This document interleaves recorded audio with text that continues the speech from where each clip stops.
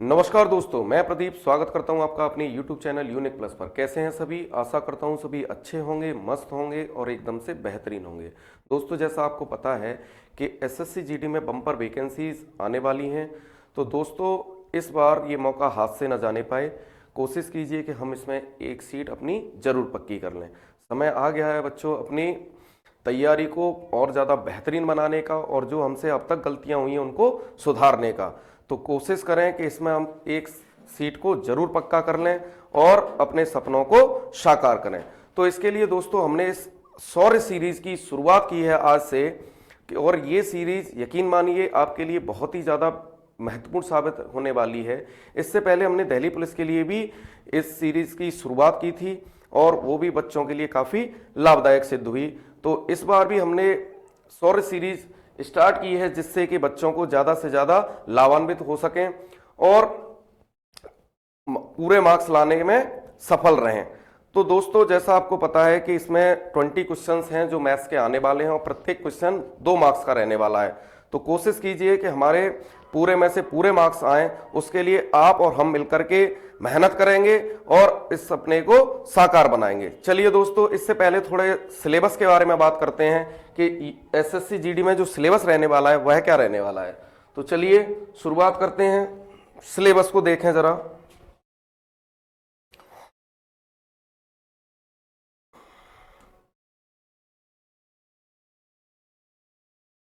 देखिए भाई, अगर बात करें मैथ्स के सिलेबस की तो मैथ्स में क्या सिलेबस रहने वाला है। पहला तो जो मोस्ट इंपोर्टेंट है नंबर सिस्टम, संख्या पद्धति। संख्या पद्धति संख्या पद्धति के बाद जो दूसरा जो रहने वाला है वह है आपका प्रतिशतता, जो कि हर एग्जाम की इंपॉर्टेंट टॉपिक है प्रतिशतता। ठीक है भाई। इसी के साथ अगर बात करें प्रॉफिट एंड लॉस, लाभ हानि, लाभ हानि। चौथा बट्टा, पांचवा सीआई और एसआई, ये टॉपिक हैं। इसके बाद अगर बात करें छठवें की रेशियो एंड प्रोपोर्शन। ठीक है भाई। सातवां इसी का है भाई एज, मिक्सचर एंड एलिगेशन। ठीक है भाई। और आता है work and time, work and time. इसी में एक और partnership, partnership, work and time. 10वां है pipe and cistern, pipe and cistern. Simplification, simplification. ठीक है भाई। इसके बाद और टॉपिकों की बात करें तो एक है चाल दूरी समय, चाल दूरी समय, और इसी का नाव धारा, और टॉपिक है इसी का रेलगाड़ी। इसके बाद सरलीकरण, भिन्न, और 2D एंड 3D। ये लगभग इतने लगभग टॉपिक्स आपके रहने वाले हैं एग्जाम में, और इनका जो वेटेज रहता है वह 1 से 2 क्वेश्चनों का रहता है। ठीक है भाई। तो कोशिश करेंगे कि हम इन टॉपिकों को अच्छे से कवर कर लें और जिससे हम एग्जाम में पूरे मार्क्स लाने में सफल रहें। तो चलिए शुरुआत करते हैं आज पहले प्रैक्टिस सेट की, और ये प्रैक्टिस सेट आप कीजिए और बेहतरीन इसमें अपना बेहतरीन इसमें दीजिए। शुरुआत करते हैं पहले क्वेश्चन से। क्वेश्चन है, यदि 8 अंक की संख्या 43A 5325B 8 और 9 से विभाज्य है तो A और B का योग क्या होगा। देखिए भाई,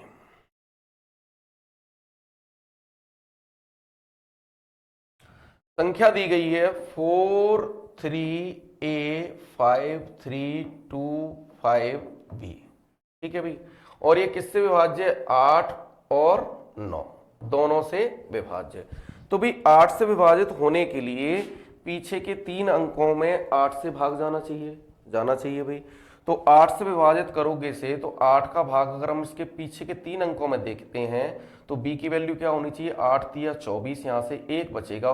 ठीक है भाई, तो यहाँ पे अगर हम 8 दूनी 16, अगर हम यहाँ पे b की जगह पे अगर 6 रखते हैं, क्या रखते हैं, 6 रखते हैं, तो यह पीछे 8 से विभाजित हो जाएगा, क्योंकि 8 का भाग अगर 25 में देंगे तो कितने बार जाएगा, 8 तिया 24, 1 बचेगा।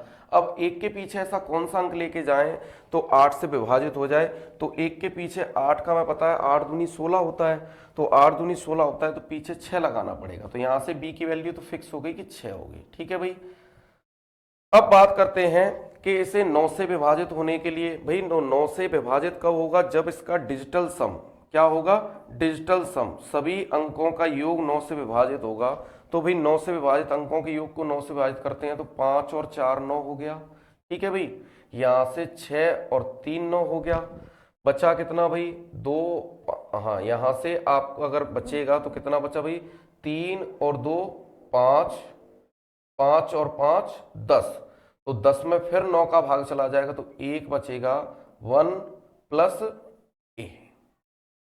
ठीक है भाई, 1 बचा यहां से, क्योंकि हमारे पास बचेगा 3a और यहां से 2 और 5, तो यहां से 5 और 2 7, 7 और 3 10, 10 में फिर 9 का भाग चला जाएगा तो बचेगा 1 प्लस a।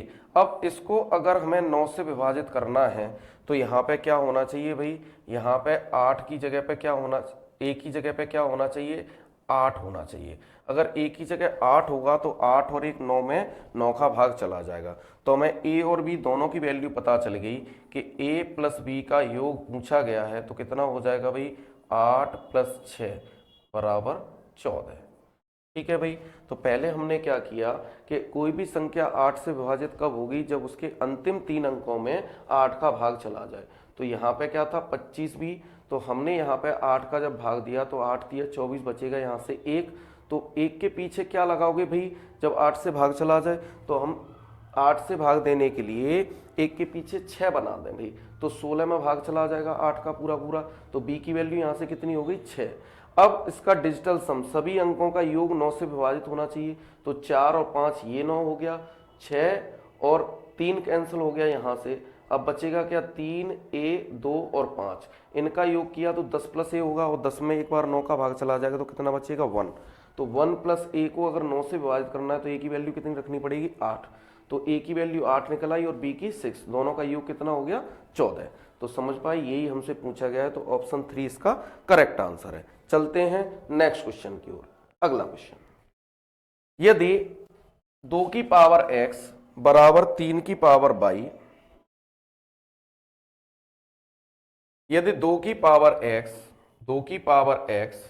बराबर 3 की पावर y बराबर 6 की पावर माइनस z है, ठीक है भाई, ये तीनों बराबर हैं, तो पूछा क्या गया है, 1/x plus 1/y plus 1/z बराबर क्या। ठीक है भाई, तो अगर हम इसके बराबर, इसको अगर हम ऐसे लिखें,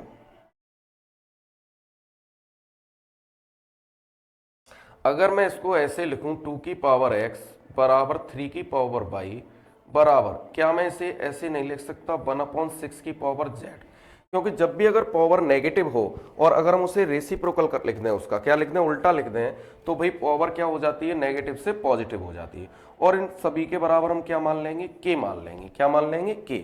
तो यहाँ 2 की पावर x के बराबर k हो जाएगा, तो 2 की पावर x बराबर k होगा, तो यहाँ से 2 के बराबर क्या हो जाएगा, इस x को पावर को इधर ले जाएंगे तो k की पावर क्या बन जाएगी, 1/x। ठीक है भाई, कहाँ पहुंच जाएगी, अपॉन में पहुंच जाएगी, तो यहां से 2 के बराबर k की पावर 1/x हो जाएगी।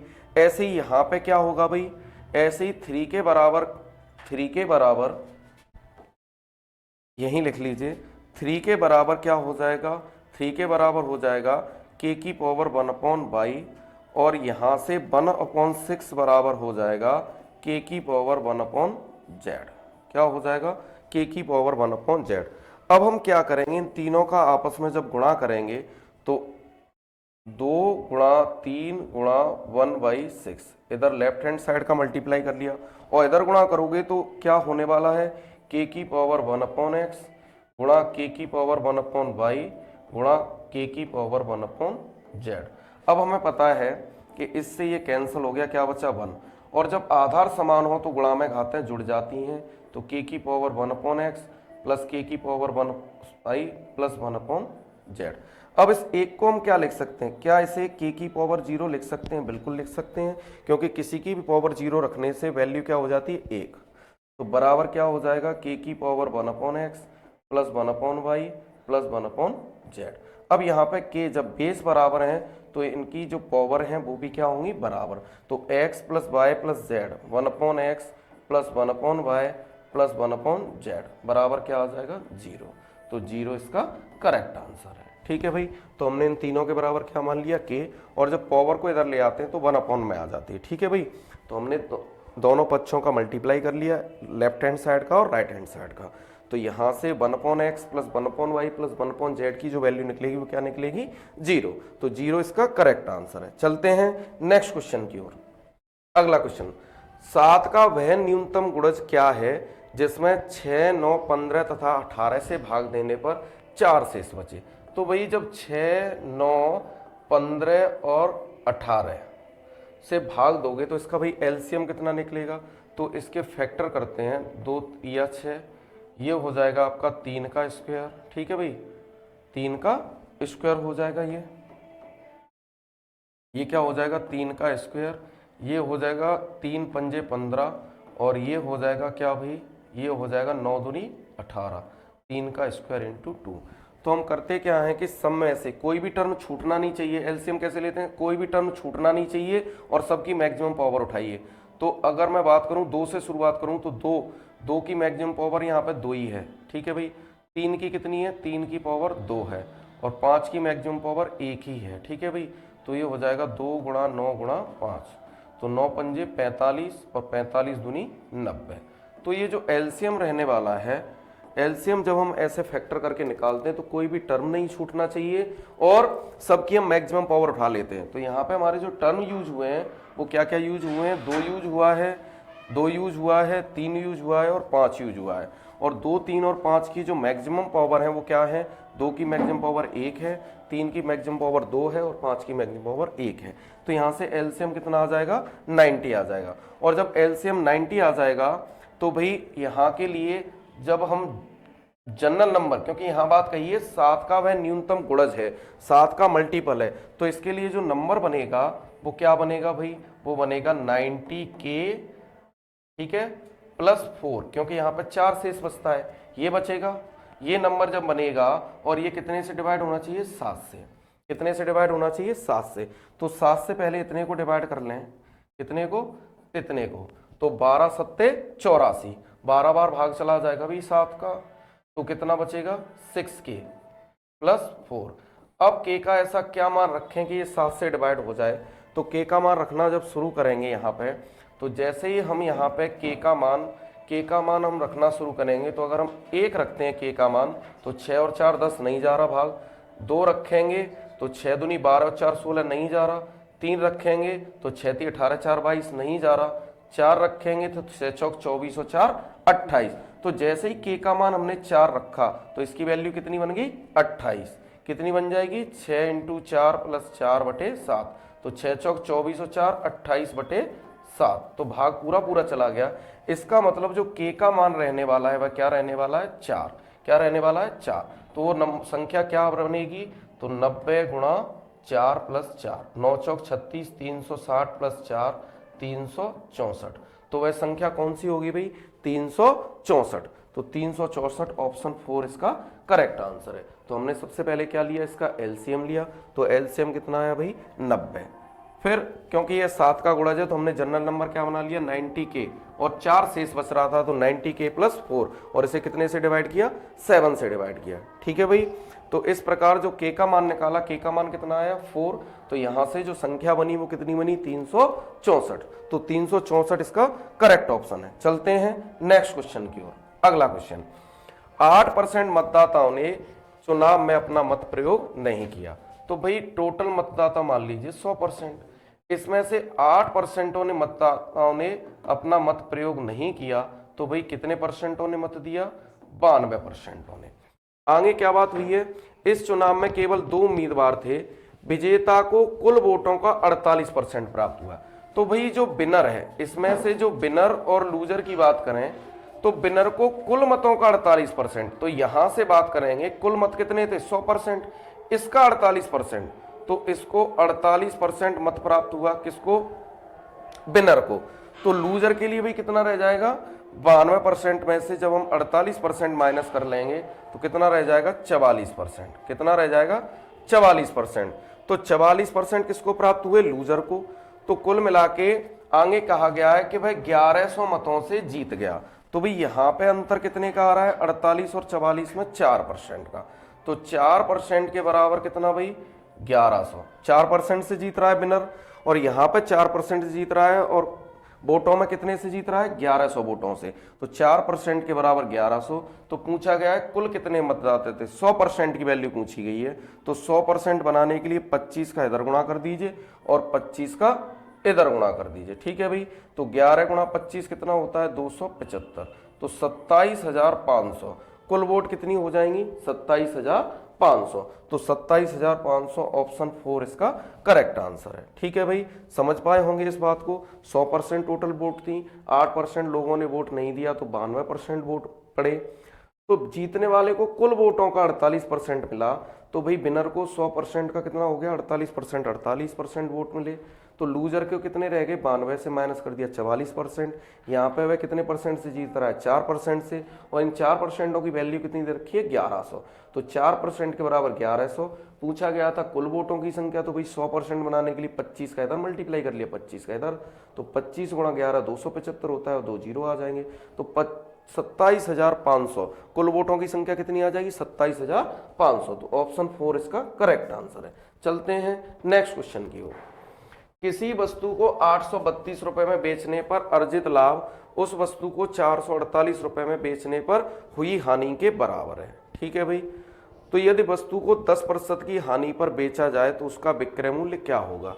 तो जब भी किसी वस्तु को बेचने पर जितने का लाभ हो रहा है, ठीक है भाई, और इतने पे बेचने की हानि हो रही, लाभ और हानि आपस में बराबर है, तो पहली कंडीशन है कि उसे क्या हुआ है 832 में बेचने पर लाभ हुआ है। तो यहां से अगर मैं क्रय मूल्य निकालूं, अगर मैं यहां से लाभ की बात करूं, लाभ कितना होगा भाई, तो मैंने 832 में से क्या घटा दिया क्रय मूल्य, ठीक है भाई। विक्रय मूल्य में से क्रय मूल्य घटा दिया, लाभ निकल आएगा, ठीक है भाई। और अगर यहां पर 448 रुपए में बेचने पर हानि होती है, तो हानि क्या होती है क्रय मूल्य माइनस विक्रय मूल्य। तो यहां सीपी में से 448 रुपए घटा दिया, ठीक है भाई। अब ये दोनों आपस में क्या बन गए, ये बन गया लाभ इधर, और ये क्या हो गई हानि, क्योंकि लाभ हो गया विक्रय मूल्य माइनस क्रय मूल्य, और ये हो गया क्रय मूल्य माइनस विक्रय मूल्य। अब वो ये कह रहा है दोनों आपस में क्या है भाई बराबर है। तो इसको तो इधर जोड़ दीजिए लाके, तो 8 और 4 1280 हो जाएगा ये, ठीक है भाई। और सीपी को इधर भेज दीजिए, तो ये कितना हो जाएगा 2CP। तो 1280 को अगर हम डिवाइड करते हैं 2 से, तो ये कितना हो जाएगा 640। इसका मतलब वस्तु का जो क्रय मूल्य निकल के आया वह कितना निकल के आया 640 रुपए। अब उसने कहा है कि इस वस्तु को 10% की हानि पर बेचा जाए, तो 640 रुपए की वस्तु को 10% की हानि पे बिकेगी, इसका मतलब 90% पे बिकेगी भाई। तो 90% अगर हम इसका निकालते हैं तो एसपी क्या बनेगा भाई, तो एसपी बनेगा 9 चौक 36 की 6 हासिल 3 9 छिंग 54 54 और 3 57 576 रुपए, 576 रुपए इसका विक्रय मूल्य बनेगा। तो ऑप्शन पहला इसका करेक्ट आंसर है, ठीक है भाई। समझ पाए होंगे। चलते हैं नेक्स्ट क्वेश्चन की ओर। अगला क्वेश्चन, 90,000 रुपए की राशि 5% साधारण ब्याज की दर पर 4 वर्ष के लिए उधार देता है भाई, और वह इसे 7% की दर पर 4 वर्ष के लिए बी को उधार दे देता है, ठीक है भाई। तो एक व्यक्ति ने 90,000 रुपए लेकर, कितने रुपए लेकर 90,000 रुपए 5% की दर पर लेकर के 7% की दर पर दे दिए। तो भाई इस व्यक्ति को कितना लाभ प्राप्त होगा, तो भाई ब्याज बनता कैसे, ब्याज बनता है रेट और टाइम के गुणनफल से। तो भाई पहले व्यक्ति को जो ब्याज देना पड़ेगा वो कितना देना पड़ेगा 5% की दर से 4 वर्ष के लिए, इसको जो ब्याज देना है वह कितना देना है 20%। और इसने जिस व्यक्ति को दिए हैं 90,000 रुपए, ठीक है भाई। उससे रेट कितनी ले रहा है, 7% की दर ले रहा है, तो 7 चौके, इससे उसे कितना 28% ब्याज मिलना है और खुद देगा 20% ब्याज, तो कितना फायदा हो जाएगा यहाँ 8% का, कितने का 8%, और किसका 8%, 90,000 का।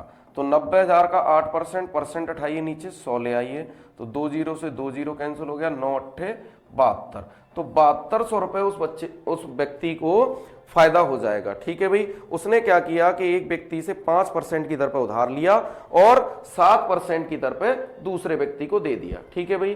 तो यहां उसको ब्याज देना पड़ेगा 20%, ब्याज बढ़ती है रेट और टाइम के गुणनफल में, और उसने कितना ब्याज प्राप्त किया 28%, तो उसे ओवरऑल कितने परसेंट का फायदा होने वाला है, 8% का फायदा होने वाला है, ठीक है भाई। तो 8% का फायदा होगा, तो 90,000 का जो 8% होगा वो कितना होगा 7200 रुपए। तो ऑप्शन तीसरा इसका करेक्ट आंसर है। चलते हैं नेक्स्ट क्वेश्चन की ओर। अगला क्वेश्चन, ब्याज की गणना वार्षिक चक्रवृद्धि आधार पर करते हुए 20,000 रुपए की राशि पर 15% की दर से 2/3 वर्ष का चक्रवृद्धि ब्याज ज्ञात कीजिए। तो भाई अगर बात करें कि रेट कितनी दे रखी है 15%, ठीक है भाई, और टाइम दे रखा है 2/3 वर्ष, ठीक है भाई। तो 15% की जो भिन्न बनती है वो कितनी होती है 3/20। इसका मतलब यहाँ पे 2 साल तो पूरी हैं, ठीक है। तो जब 2 साल पूरी हैं तो पहली साल धन 20 से 23 होगा, बिल्कुल होगा भाई। अगली साल भी 20 से कितना हो जाएगा 23 हो जाएगा। अगर यहाँ पे हम मिश्र धन, मूलधन और मिश्र धन की बात करें तो पहली साल 20 से 23 हो जाएगा, अगली साल भी 20 से 23 हो जाएगा। अब यहाँ पे ये साल पूरी नहीं है तो हम रेट भी उसी के अकॉर्डिंग बना लेंगे, 15% का भाई 2/3, ठीक है भाई। जब टाइम पूरा नहीं है 2/3 वर्ष है, तो यहाँ पे जो रेट होगी वो भी क्या बन जाएगी 3 पंजे 15 और 5 दूनी 10%, और 10% का मतलब 1/10। तो यहाँ जो धन है वह 10 से कितना होने वाला है 11 होने वाला है, ठीक है भाई। तो अब आपस में जब गुणा करोगे तो 23 का स्क्वायर होता है 529, और इसका 11 से गुणा करोगे तो ये होने वाला है 9, 9 2 11 की 1 हासिल 1, 5 और 3 8, तो ये होने वाला है 5819, ठीक है भाई। और यहाँ कितना हो जाएगा, ये हो जाएगा 4,000 रुपए। तो कुल मिला के 4,000 रुपए की राशि 5819 होने वाली है, तो 1819 रुपए का ब्याज बनेगा। चक्रवृद्धि ब्याज कितना बनेगा 1819 का। अब यहां पे धन कितना था भाई, धन 20,000 था और हमारा धन कितना है 4,000। तो जब यहां पे इसका 5 गुना होगा 20,000 बनाने के लिए, तो इसे भी कितना करना पड़ेगा भाई 5 गुना करना पड़ेगा। तो 18 पंजे 9,095 रुपए। तो यहां जो ब्याज बनने वाली है वह कितनी बनने वाली है 9,095 रुपए, ठीक है भाई। समझ पाए होंगे इस बात को। चलते हैं नेक्स्ट क्वेश्चन की ओर, अगला क्वेश्चन देखिए। एक आयत की लंबाई और परिमाप का अनुपात 2:7 है। तो भाई लंबाई l हो गई और परिमाप होता है twice of l plus b, ठीक है भाई। और अनुपात दे रखा है 2/7। तो आयत की लंबाई और चौड़ाई का अनुपात बताना है। तो भाई क्रॉस मल्टीप्लाई करेंगे तो यहां से हो जाएगा 7l बराबर, और ये हो जाएगा यहाँ पे 4l प्लस b, ठीक है भाई। तो 7l बराबर हो जाएगा 4l प्लस के 4b। इसको इधर ले आइए तो 3l बराबर 4v हो जाएगा। तो इसकी वैल्यू इसके साथ होती है और इसकी इसके साथ, तो l अनुपात b बराबर जो होगा वो कितना होगा 4:3। तो 4:3 इसका करेक्ट आंसर है। तो ऑप्शन पहला इसका करेक्ट आंसर है, ठीक है भाई। चलते हैं नेक्स्ट क्वेश्चन की ओर। अगला क्वेश्चन देखिए। 4 वर्ष पूर्व a और b की आयु का अनुपात 4:5 था। तो बात करते हैं, ये आ गई वर्तमान वाली बात, तो वर्तमान से 4 वर्ष पहले। अगर 4 वर्ष पहले की बात करें तो a और b की जो आयु का अनुपात था वह कितना था भाई 4:5 था। और अब से 8 वर्ष बाद, मतलब वर्तमान की बात तो हुई नहीं, या तो 4 साल पहले की बात हो रही है या 8 वर्ष बाद की बात हो रही है। और 8 वर्ष बाद यह अनुपात कितना हो जाता है 11:13 होगा। तो उन दोनों की वर्तमान आयु का कुल योग क्या है। तो भाई मैंने ये क्वेश्चन कई बार आपको पहले भी दिल्ली पुलिस के प्रैक्टिस सेटों में भी ये बात बताई थी कि जब भी दो व्यक्तियों की एज की बात आ जाए तो दो व्यक्तियों की आयु के बीच का अंतर सदैव समान रहता है। तो उस चीज को यहां से जब बराबर करेंगे तो यहां अंतर कितने का है 2 का, और यहां कितने का है भाई 1 का। तो इसको बराबर करने के लिए यहाँ 2 का मल्टीप्लाई कर लेंगे, तो ये हो जाएगा 8:10। ठीक है भाई, तो ये अब हमारे काम का नहीं रहा। तो अब जो 4 वर्ष पहले अनुपात था वह 8:10 था, और वर्तमान से 8 वर्ष बाद अनुपात 11:13 हो गया। तो अब भाई आप देखिए यहां से अंतर देख लीजिए, ये 10 से 13 होने में कितना बढ़ गया भाई, 3 रेशियो। और 3 रेशियो बढ़ने में साल कितनी लगी, ये 4 साल पहले की बात है और ये अब से 8 साल बाद की बात है, तो ओवरऑल 12 साल हो गई। तो 3 रेशियो की वैल्यू 12, तो 1 रेशियो की वैल्यू कितनी आ जाएगी, 4, तो 4 आ जाएगी। तो ये यहाँ पे 8 रेशियो की वैल्यू 32 साल हो जाएगी, और 10 रेशियो की वैल्यू कितनी हो जाएगी, 40 साल। ठीक है भाई। अब उसने क्या पूछा है कि दोनों की वर्तमान आयु का योग, तो ये तो 4 वर्ष पहले की आयु है, तो अगर वर्तमान आयु की बात करते हैं तो वर्तमान आयु कितनी हो जाएगी, 32 और 4 36, और 40 और 4 44। तो इनका योग पूछा गया है, तो योग कितना हो जाएगा, 80 साल। क्या हो जाएगा, 80 साल। तो 80 साल इनका योग हो जाएगा वर्तमान आयु का। तो ऑप्शन पहला इसका करेक्ट आंसर है। तो जब भी दो व्यक्तियों की एज की बात हो, तो जब भी दो व्यक्तियों की एज की बात होती है तो दो व्यक्तियों की आयु के बीच का अंतर सदैव समान रहता है। वही हमने क्या है, दोनों की आयु के बीच का अंतर बराबर कर लिया। यहाँ पे 1 का अंतर था, यहाँ पे 2 का, तो हमने 2 का मल्टीप्लाई कर लिया। ठीक है भाई, चलते हैं नेक्स्ट क्वेश्चन की ओर। अगला क्वेश्चन है, एक चाय बेचने वाला 9 रुपए प्रति चाय, 9 रुपए प्रति कप चाय बेचकर 50% लाभ कमाता है। भाई 50% लाभ कमाने का मतलब है कि 100 वाली वस्तु कितने में बिक रही है, 150 में। ठीक है भाई, और ये भी हम कह सकते हैं 2 वाली 3 में बिक रही है, 50 से कैंसिल, तो सीपी और एसपी। ठीक है भाई, अब यहां उसकी वस्तु कितने में बिक रही है, 9 में, तो 9 बनाने के लिए यहां 3 का मल्टीप्लाई करेंगे, तो यहां भी 3 का हो जाएगा। तो भाई 6 रुपए है। सीपी जो आया एक्चुअल वो कितनी हो गई, 6, और एसपी कितना है उसका, 9 रुपए। ठीक है भाई, ये अब एक्चुअल हो गई। 6 रुपए वाली चाय कितने में बिक रही है, 9 रुपए में। अब वो कह रहा है कि यदि सामग्री की कीमत 50 की जगह से 25 कर लीजिए। ठीक है, यहाँ थोड़ी मिस्टेक है, टाइपिंग मिस्टेक। अगर 25%, अगर यहाँ पे जो सामग्री है वो 25% बढ़ जाए भाई, 25% बढ़ने का मतलब क्या होता है भाई, 1/4। तो इसका 1/4 कितना हो जाएगा भाई, आपका हो गया 1.5 रुपए। तो 1.5 रुपए जब ये बढ़ जाएगी तो अब लागत कीमत कितनी हो जाएगी, 7.5 रुपए। तो जब 7.5 रुपए लागत आने लगी तो अब उसने 10 रुपए प्रति कप के मूल्य पर बेचना शुरू कर दिया। तो सीपी जब 7.5 हो गई तो एसपी उसने कितनी बना दी, 10 रुपए। तो कितना लाभ हो गया भाई, 2.5 रुपए का। तो 2.5 गुणा 100 बटे 7.5, पॉइंट से पॉइंट हट जाएगा, 25 दिया 75, और 3 का 100 में भाग दोगे तो 33.33%। तो यहाँ पे जो उसका प्रॉफिट रहने वाला है वह 33.3% रहने वाला है। ठीक है भाई, तो ऑप्शन 3 इसका करेक्ट आंसर है। ठीक है भाई, तो पहले जो उसे 50% का फायदा हो रहा था तो 100 वाली चीज 150 में बिक्री होगी, इसका मतलब 2 वाली चीज 3 में। तो यहाँ पे एसपी हमें 9 दे रखा था, तो 9 बनाने के लिए 3 का इधर गुणा किया, तो 3 का इधर। इसका मतलब हमें सीपी पता चल गया कि चाय का जो क्रय मूल्य था वह प्रति कप कितना पड़ रहा था, 6 रुपए। फिर उसने कहा कि अगर उसकी लागत कीमत में 25% की वृद्धि कर दी तो 25% होता है 1/4, और 1/4 6 का कितना हो जाएगा, 1.5 रुपए। तो 1.5 रुपए बढ़ के 7.5 रुपए हो गई।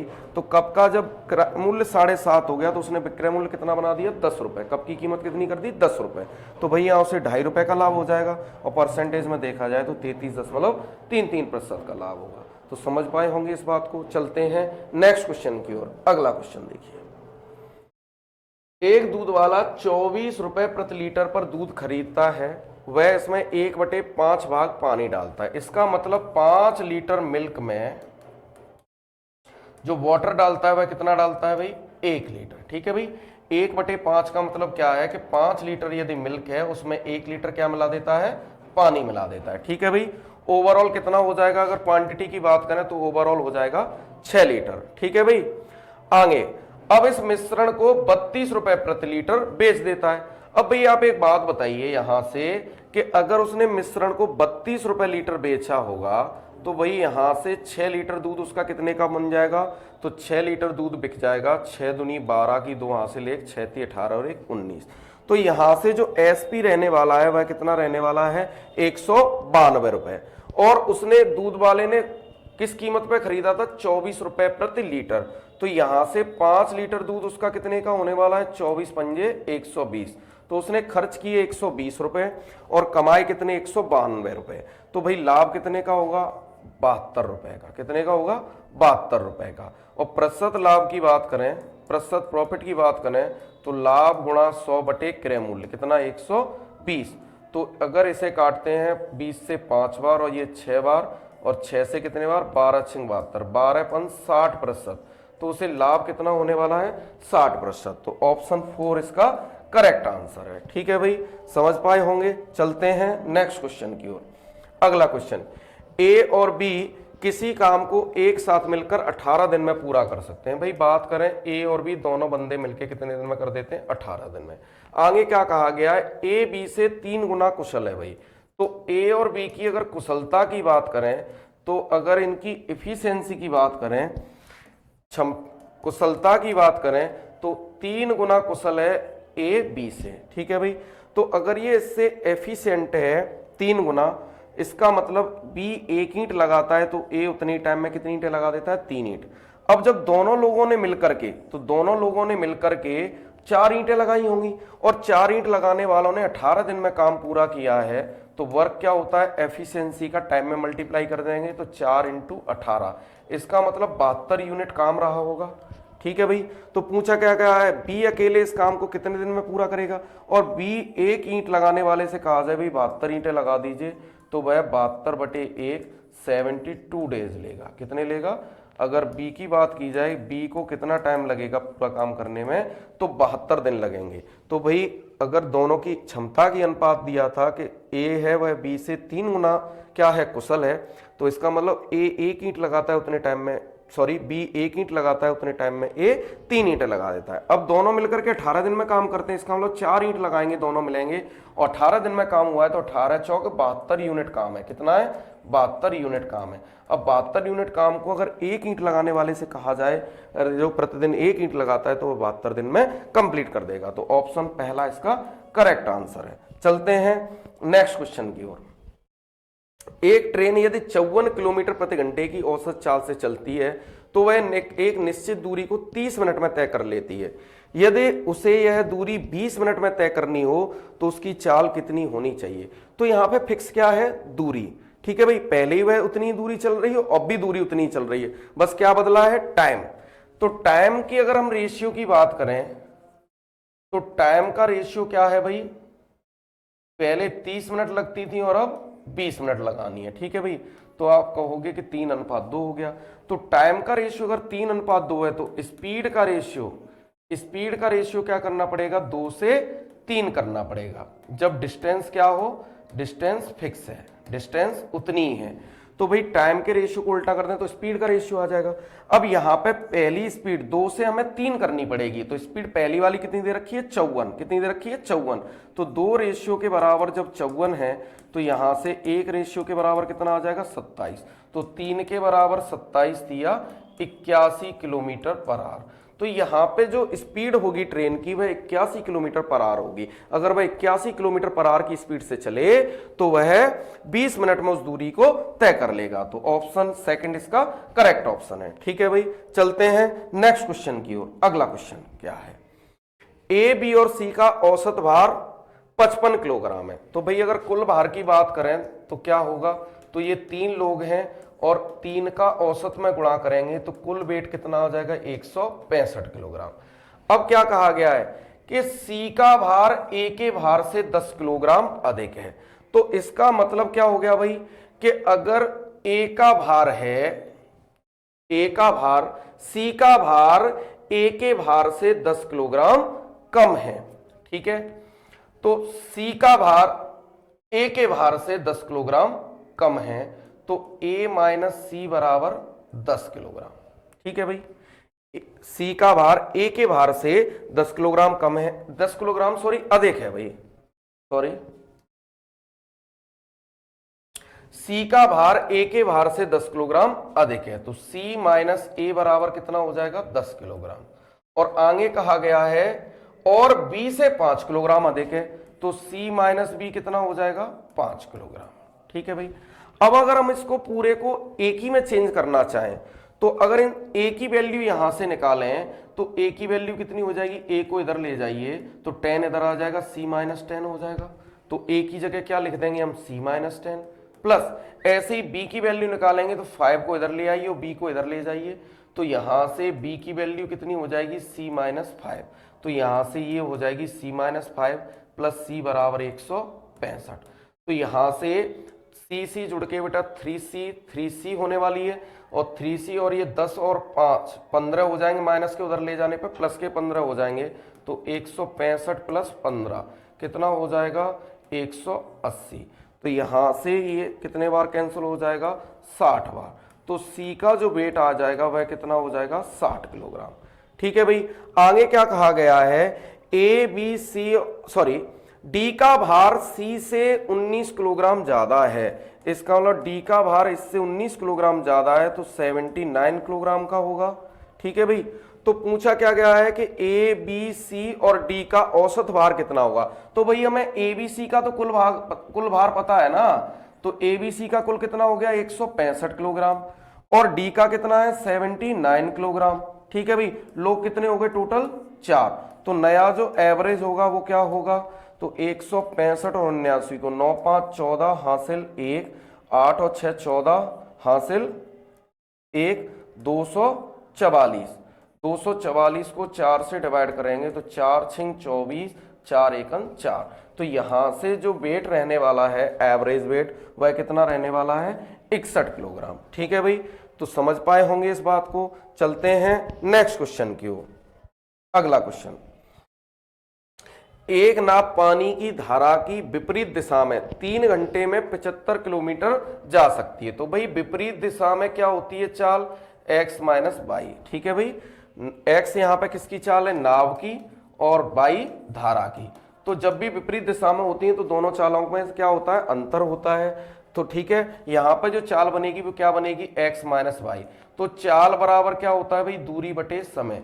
75 किलोमीटर जाने में 3 घंटे लगे, इसका मतलब 25 किलोमीटर प्रति घंटा।